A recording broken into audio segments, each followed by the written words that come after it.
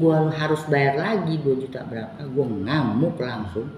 Gue bilang sama dia, lu pada curang lu. Gue ini pendapatannya ya cuman ya buat hidup lah. Ya saat gue marah-marah gue bilang, detik ini gue nggak mau bayar pajak.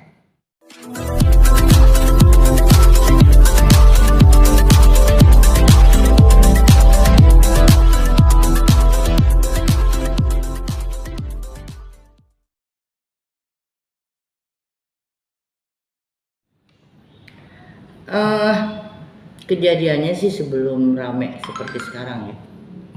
Kejadiannya itu sekitar bulan Februari ya. Karena aku kan 5 tahun nggak bayar pajak, terus gue urusin ceritanya. Gue urusin itu juga gue minta tolong teman, dibantuin dan gue bayar fee-nya tuh 5 tahun itu. Cuma memang karena dia mau pindah rumahnya di luar kota, terus akhirnya gue bayar fee-nya full, cuman sisa pekerjaan itu gue yang tanganin. Satu, gue udah bayar kekurangan pajak katanya, yang pendapatannya sebagai pemain film. Gue juga kalau di luar negeri sih lebih besar ya, kalau di Indonesia kan kagak. Kalau udah tua malah dianggap remeh kan gitu. Tapi ya gue syukuri aja, itu aja gue katanya masih kekurangan bayar pajak. Gue bayar tuh selama 3 tahun hampir 20 jutaan lah, 2017, 18, 21 yang mesti gue bayar.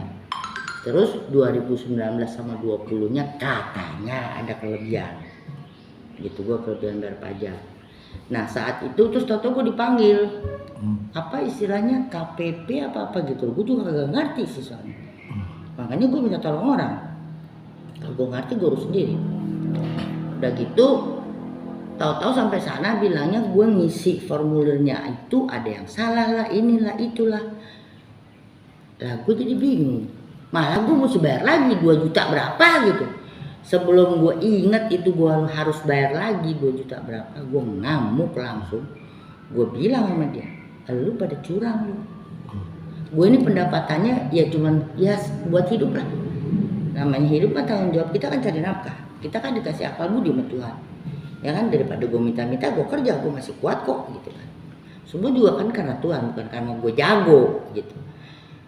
Iya, saat gue marah-marah gue bilang, detik ini gue nggak mau bayar pajak. Nah setelah berapa bulan kemudian keluarlah itu berita yang sekarang lagi rame. Orang pajak aja kagak bayar pajak itu. Bapaknya si Mario Dandi itu, dia beli mobil keren-keren, kaya raya begitu, bisa ngumpet-ngumpetin duit rakyat. Sementara rakyat setengah mati nyari duitnya. Itu mereka seenak jidat itu nyimpen duit. Bagaimana negara kita ini jadi makmur kalau kata Soekarno? Padahal Indonesia tuh kaya loh. Ya karena oknumnya yang dia pikir duit-duit yang dia dapat itu mau dibawa mati kali. Padahal udah banyak juga gue lihat di IG orang yang kaya raya mati, duitnya disebarin. Mereka nggak sadar apa?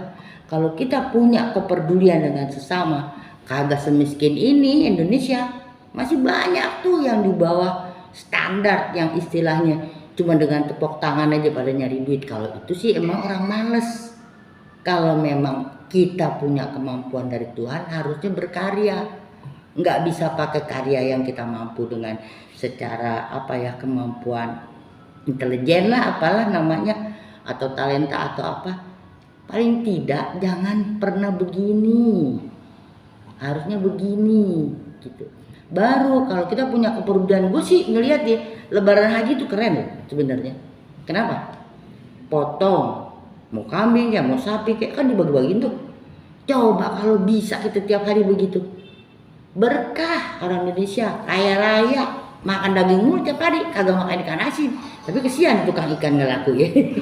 Gitu ceritanya. Jadi ya itu semua Tuhan juga. Temen gue waktu saat kecewa gue cuma doa sama Tuhan, Tuhan tunjukin siapapun yang ngurusin pajak, tunjukin Tuhan. Akhirnya kan kebuka. Cuman ngegebukin anak orang hampir mati, udah koma lagi, ya kan? Akhirnya kebuka semua sekarang, baru pada melek pejabat-pejabat. Gitu sih ceritanya. Gue syukuri aja, bukan karena gue sih, gue cuman karena sebab aja gitu. Cuman ya itulah, jangan pernah menyakiti orang. Zaman ini tanam tua itu cepet loh. Apa yang kita tanam, lu bentar lagi menuai. Makanya jangan pernah serakah. Hidup apa adanya aja sih, nikmatin, syukuri. Pasti kalau kita mau berbagi, kita juga pasti sedang nolong. Itu kan mau agama apapun ada hukum karma. Kalau kita berbuat baik, pasti kita juga menerima kebaikan. Makanya kalau misalnya kita nih ngumpul nih, baru ketemu beberapa teman orang baru, doa sama Tuhan. Tuhan nih teman-teman kita yang baru, orang baik apa kagak? Kalau kagak, Tuhan yang misahin, bukan kita. Karena Tuhan nggak mau kita, karena kita mau belajar baik terus. Ada satu cerita, tapi itu sinetron gua tahun berapa itu ya? 2001 atau 2003. Judulnya Hari Esok Harus Lebih Baik. Harus begitu jadi orang. Kayaknya gitu deh. Gue punya pabrik kagak. Kerjanya cuma begini, mengeluarin jasa doang dengan bermain gitu loh. Jadi itu aja sih. Mari. Jangan lupa ya di subscribe dan nyalakan lonceng notifikasinya.